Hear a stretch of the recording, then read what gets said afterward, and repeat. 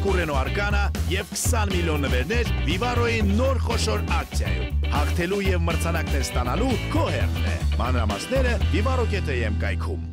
Մերոնք.am կայքի եթերում ես շարունակում եմ մերոնք շարքը, բարև ձեզ։ Եվ այսպես շաբաթվա, այսպես ասած,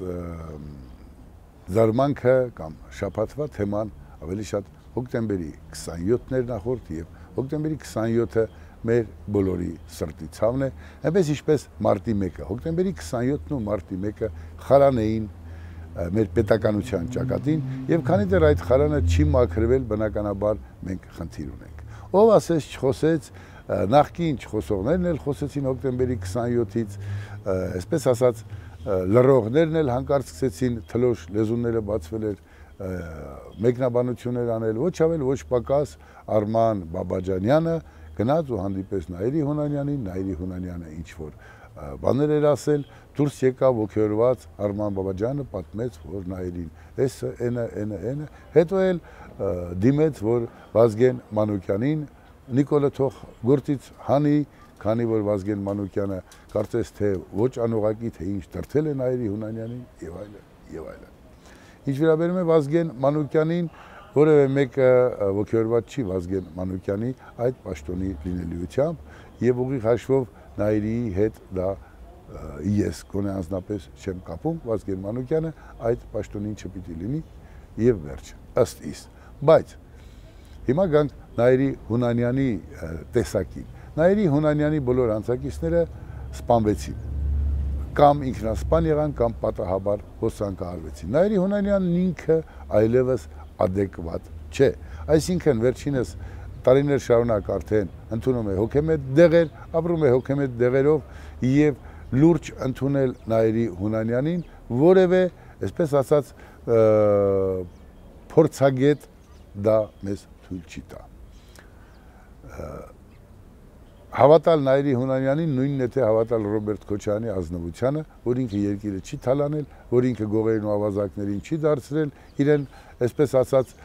նազիր վեզիրներ եւ այդ միլիարդները վաստակել է արդար եկամուտով։ Այնպես որ ինչպիսին կլինի այս հարցի հանգուցալուծումը ցույց կտա ժամանակը, մեկ բան ակնհայտ է, առանց քաղաքական գործիչների կամ որոշակի դեմքերի լուր համաձայնությամբ չէր կարող հոկտեմբերի 27 տեղի ունենալ, որքան էլ որ մենք սլակներն ուղենք տարբեր երկրների ուղղությամբ, ով կազմակերպեց ռուսը, ամերիկացին, իսպանացին, թե ֆրանսիացին, մենք ներսից դա թույլ տվեցինք։ Մենք էինք մեղավոր, ինչպես ճիշտ նկատեց նախկին ոստիկանապետ Սուրեն Աբրահամյանը, այո, նախ մենք էինք մեղավոր։ Մենք հասունացրինք, մենք հասցրեցինք այդ վիճակին։ Հիմա էլ փորձում են վիճակներ զարգացնել եւ էլի ու էլի մենք ենք մեղավոր։ Եվ այսպես օրեր առաջ ես նաեւ Վանաձորում էի ու Վանաձորում հանդիպեցի մի նախկին ոստիկանի, ճանապարհային ոստիկանի, գայիշնիկի, ով երբ ինձ տեսավ, ասաց, այ փորձում էի ձեզ գտնել, փորձում էի հեռազայնել, երբ խոսեցիք Աղվան Հովսեփյանի, իսկ Աղվան Հովսեփյանն նախկին գլխավոր դատախազն է, ով Մեսրոպ Մաշտոցից հետո ստեղծեց հայոց Այբուբենը Քարակերտ իհարկե, եւ նաեւ մի խաչ ընտեղ, ես ասացի մի քիչ կոպիտ տանգացրեց։ Ասած ես ուզում եմ այդ խաչից ձեզ պատմել, խաչի պատմությունը ինչպես եղավ, պարոն Սարգսյան, եւ պարզվեց, որ հանրապետությունով մեկ բոլոր գայիչնիկների վզին, այսպես ասած, դրված էր 10 լոմ հասցնել դեպքի վայր։ Այսինքն ամեն ճանապարհային ոստիկան պիտի 10 լոմ, սովորական լոմ, այսպես ասած, հասցներ այնտեղ, որտեղ այդ լոմերից է կազմված այդ խաչը։ Մեր ոստիկանությունը այստեղ եւ իրավապահները գործ ունեն անելու, շատ հեշտ է ճշտել, իրոք ճիշտ է այդ ինֆորմացիան թե չէ, եւ եթե ճիշտ է, պետք է նաեւ ճշտենք, թե Աղվան Հովսեփյանը իր համար մի երկու մոր լոմ պահել է, թե չէ, պետք է գա վստահաբար, որովհետեւ ինչ է ստացվում, պետական մակարդակով հանցանքները այն տարիներին եղել են պարզապես պետական մակարդակով, Աղվան Գառնիկիչին լոմա պետք, տաղեք գայշնիկներ լեկեք, ամեկը 10 մոն, ոբշեմ ոնց ուզում եք արեք, թե ուզում եք աշխատեք, թե չէ, ով չարեց պրոբլեմ կունենա։ Ահա ինչ տրամաբանությամբ է զարգացել Քոչարյանը-Սերժական պետություն կոչվածը, որը անունը կար, ամանում չկար։ Այսքանը իգիտություն եւ ոստիկանների այսօրվա որ զբաղվեն այդ հարցով եւ բնականաբար հոկտեմբերի 27-ի հետ կապված ելի եմ ասում եւ մարտի 1-ի եւ հոկտեմբերի 27-ի խարանը քանի չի բացահայտվել մեր բոլորի խարանն է, ամոթն է ու պիտի պարզաբանում լինի, որպեսզի պատմությունը չկրկնվի։ Հիմա գանք շաբաթվա մյուս զարմանքին, Զորաբ Մնացականյանը արտգործնախարար BBC-ին հարցազրույց տվեց։ Շատ վատ հարցազրույց էր, շատ թույլ, շատ, այսպես ասած, կամային հատկանիշներից զուրկ։ Ես ավելի քան զարմացած եմ։ Ես գիտեմ, որ նախորդ իշխանություններն ամեն ինչ արել են ապակայելու բոլոր բնագավառները, այդ թվում նաև դիվանագիտական կորպուս կոչվածը, դիվանագետներն իրենք էլ էին զարմացած, քանզի բավականին անատամ պատասխաններ էր տալիս այն դեպքում, երբ պետք էր հակառակը ասել, հարձակվել եւ ուրեմն պարզաբանումներ տալ։ Թե ինչու այդպես եղավ, ես չգիտեմ։ Կարծում եմ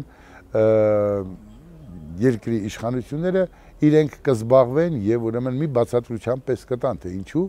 Զորաբ Մնացականյանը խոսեց այդքան ոչինչ որակով, այդքան ոչ մի բանի մասին, կարծես թե մենք չենք, որ Արցախն ազատագրել ենք, կարծես թե Արցախը պատմություն չունի, այնտեղ ինչ որ էթնիկ ժողովուրդ է ապրում, կարծես թե մենք պատմություն չունենք եւ այն բռնագրաված չէր եւ այն, այսպես ասած, Հայաստանի մի մաս չէր եւ այլն եւ այլն։ Ես ճիշտ ասած շատ տարօրինակ եմ համարում այս ելույթն ու հարցազրույցը, սա ամոթի պես մի բան է մեզ համար, բայց ինչպես ասում են, իրենք կորոշեն,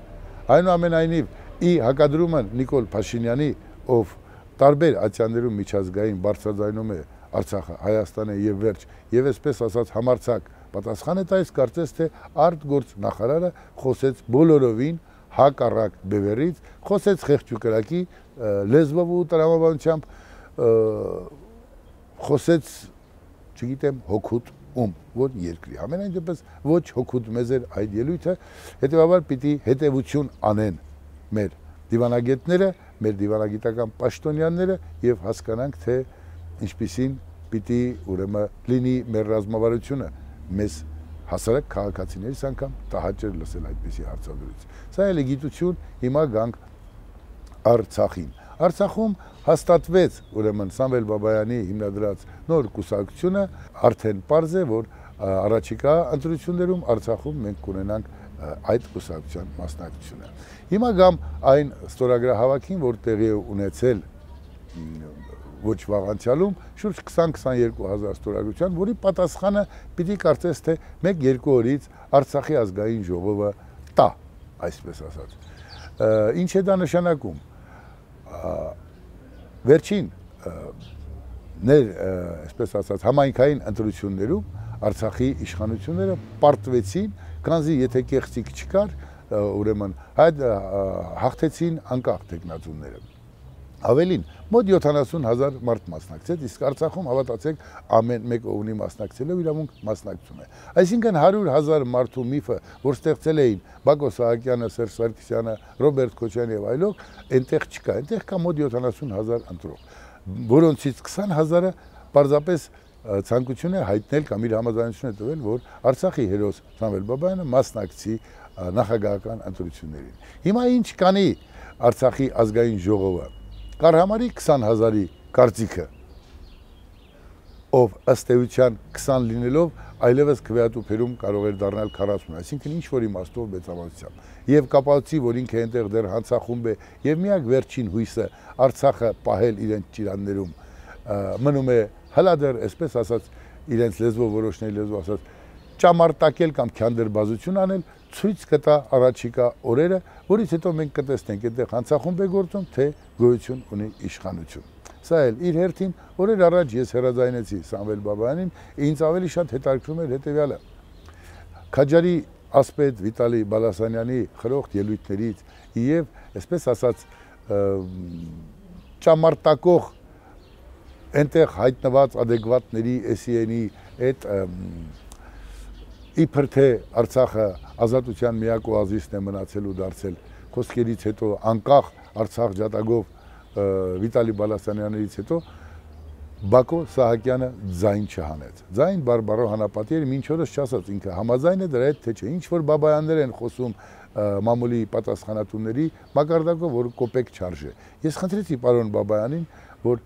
դուք երբ եք խոսելու եք, թե չեք խոսելու, վերջինս խոստացա, որ առաջիկա օրերին, երբ լինի Երևանում, անպայման մի հարցազրույց կտա եւ մենք կզրուցենք այդ թեմայով։ Ես ձեզ խոստանում եմ մի պատասխանատու հարցազրույց, որից հետո պարզ կլինի ինչպես է մտածում Արցախի հերոսը։ Ահա այսքանը մնացածը հարցազրույցով եւ ուրեմն պիտի շարունակենք նորից ու նորից աջակցել գործող իշխանություններին, քանզի բոլոր դեպքերում փոփոխությունները ակնհայտ են։ Ոչինչ որ դա դեռ մեր գրպանը չի մտնում, տնտեսական առաջընթացի տեսքով մտնելու է, հավատացեք ինձ, քանզի ժամանակի պտույտի մեջ միայն տնտեսությունը իր, այսպես ասած, հիմքը